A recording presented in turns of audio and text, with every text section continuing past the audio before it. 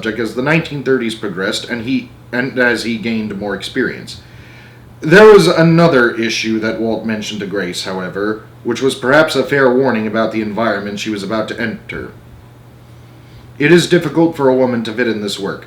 The men will resent you. They swear a lot. That is their relaxation. They have to relax in order to produce gags, and you can't interfere with that relaxation. If you are easily shocked or hurt, it is just going to be bad. Walt was right, admitted Grace. It was going to be difficult to fit. It was a big jump from my sheltered life to the business world full only of men. Not because the men resented me. They were nice to me, but I was strange, and I knew I had to be one of them if I was going to stick.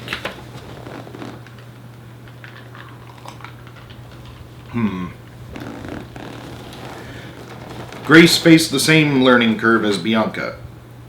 I had a lot of lessons to learn. The first was to get over whatever shyness I possessed. At home I had written my ideas on paper and presented them. If they weren't accepted, it was because they weren't written well. Now, after I had trained myself to write, I found out that no one at the studio ever took time to read anything. I had to tell my ideas. In a story meeting, I had to shout to be heard. I simply couldn't be shy. Then I had to lose my semblance of self-consciousness. More than tell ideas, I had to act them out. A person can't be self-conscious and act out a screwy scene for Donald Duck. Next, I had to build up my own self-confidence as no one would praise me. No one at the studio laughed at anybody else's gags.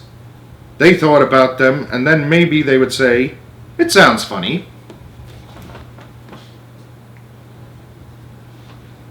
A few months before hiring Grace Huntington, and close to a year after hiring Bianca Majolie, on January 15, 1936, Walt wrote a memo that read, "A thing we are sadly lacking in the story department is somebody who would be classed as a reader, capable of giving condensed versions of stories which could be read in a few minutes. This person should also be capable of making adaptations to show the possibilities of stories for our use. Let's see if we can find someone to fill the spot. This person would have to be someone who knows showmanship angles and would also have to know what we can do with a cartoon." On July 20th, 1936, the studio found the perfect candidate for the job. Writer Dorothy Ann Blank. Dorothy, a journalist by trade who had worked for College Humor and Redbook, originally moved over to the Disney studio to help the Disney story people use the gag files that the studio had brought from their former publisher of the Mickey Mouse magazine, Hal Horn. Since Dorothy had worked for Horn, she knew the files inside out. Dorothy's role expanded quickly. She wrote story treatments of Snow White and the Seven Dwarfs, as well as the written adaptation of the movie for the magazine Good Housekeeping. Story artist Joe Grant remembered that he used her as a visual inspiration for the Evil Queen.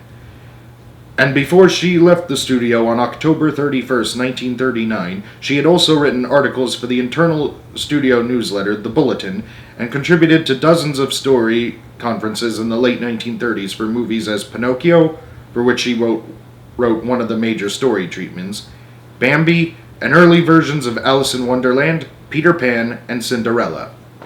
From then on, the number of female hires in the story department rapidly increased, until by the end of the 1930s, there were 6 women on the roster.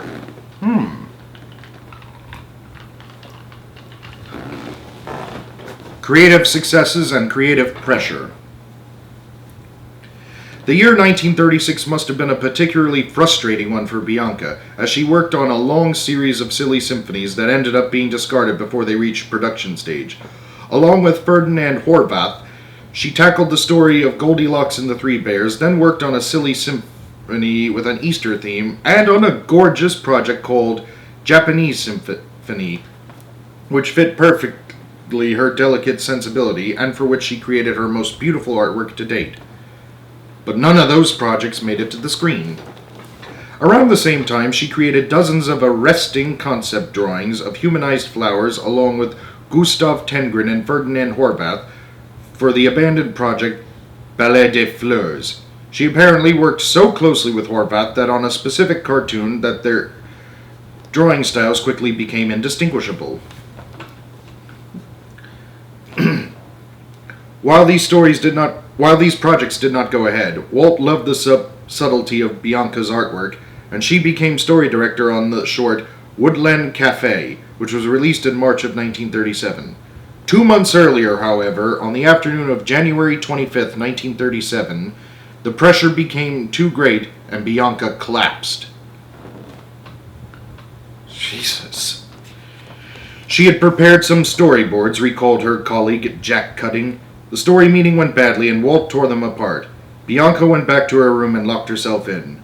Roy Williams, a colorful character and a big masculine man said, "We can't let this go on."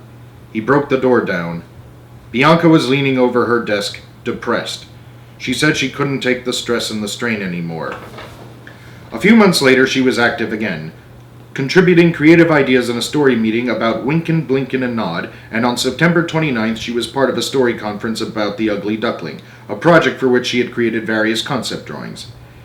It may also have been in 1937 that Bianca was assigned to a version of the story of the Nativity that would have emphasized the part played by the animals. She worked on a continuity, a rough draft of what the story could look like on the screen, and produced tiny rough sketches. But once again, the story was dropped. My opinion of the time I spent at Disney calls for aid from a psychiatrist. Somehow I felt that I had wasted 5 years of my time and lost my identity as an artist, Bianca would confess years later. During my last years at Disney, my sanity was saved by my evening ceramic classes with Glenn Lukens at USC. Glenn was a great teacher, and for the first time in years I was able to complete a work of art without having it changed or torn apart. Did Walt realize that Bianca was deeply unhappy at the time? Did he try to spare her from more psychological hardships?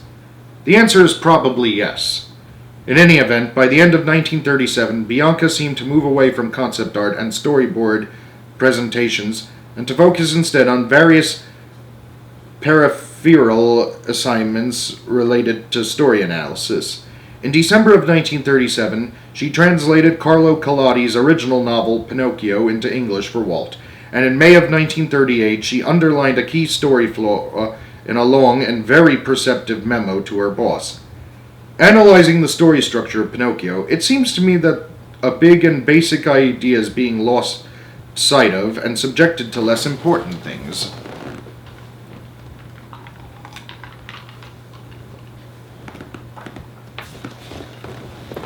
The author had in mind that a poor wooden puppet, greatly desiring to be like other boys, eventually realizes his dream. There is certainly a strong and unusual plot in that idea alone, so why not take the hint and strengthen it even further? Let us give Pinocchio a cause to want to be like other boys, not only because he is ridiculed, but something more tangible that he wants to possess and react to as only flesh and blood boys can. If we did not tell you on the screen that this is a marionette, how would anyone know about it? He eats like the other boys, he plays, he sings, in fact, he can do a great many things that they can't do. But what is there that they can do that he can't? We haven't concerned ourselves with that question at all, and that is a very vital weakness. The idea, for instance, that Pinocchio cannot kiss the girl of his dreams, or the idea that he realizes that he will never grow up to be a man, like the other boys, but is condemned to remain a small puppet all his life. In parallel, she was working on Bambi, again away from the storyboards.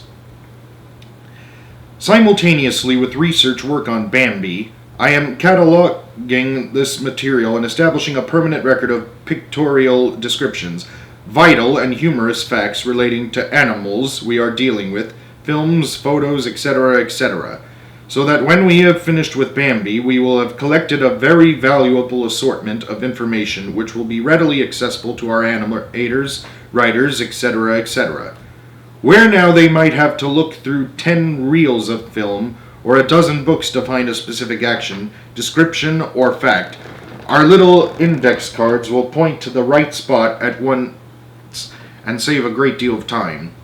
For instance, a vivid and colorful description of a forest fire, the action of the flames, the distance they leap into the air, action of the sparks, the fact that fire burns uphill faster, and the trees fall towards the hillside, when properly cataloged and accessible to the animator, gives him a chance to put in the additional touches that a storyman is apt to miss out. Possibly sometime next week, I am going up to the San Diego Zoo to film a newly born fawn. We are apt to get some very valuable and cute stuff for the birth of Bambi. In April of 1938, Walt, who was getting very interested in the Cinderella project, asked Dorothy and Blank, storyman Al Perkins, and Bianca to give some thought as to how it could be adapted to our medium. Around the same time, Bianca also created some story sketches for an early version of Peter Pan. These projects were clearly more enjoyable than the previous ones. I was not too interested in the slapstick comedy type of cartoon, explained Bianca, but I loved the old fairy tales for which I worked on adaptations and translations, and am grateful to Disney for allowing me the time spent in the libraries to do research along these lines.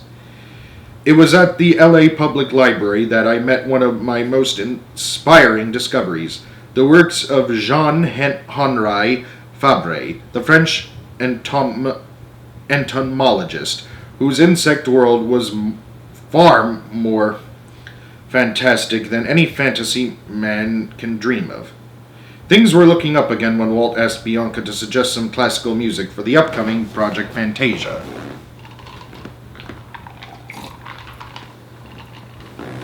Later I was to find out that 3 of my favorite composers had been chosen, and I was assigned to work on Peter Tchaikovsky's music, recalled Bianca. Tchaikovsky was responsible for bringing my creativity instinct back to life, and the paintings I did for the Sugar Plum Fairy sequence were my response to the music. I worked on that sequence, the Flower Dancers, and the Mushroom sequence. For the Sugar Plum Fairy sequence, Al Heath and I attempted to show how beautiful what we cannot see clearly at night can be. Majolie's artistic approach did not generate a creative revolution at Disney, and was certainly much less stylized than Tengrin's, but she introduced a subtlety in her motives, an inventiveness in the use of textures and colors that contrasted strongly with the mostly cartoony and masculine styles of Herder and Horvath. The female Disney artists, Sylvia Holland, Ethel Coulser, and Mary Blair, who joined the studio after Bianca, would go even further in the same direction over the following years, but Bianca had opened the way, always inspired. Bianca's last day at the studio was June 1st, 1940. The years at Disney had been too intense, and she was clearly burnt out. I lost interest, explained Bianca to John K. Maker years later. I went on a long vacation. When I came back, my desk was occupied. It happened abruptly.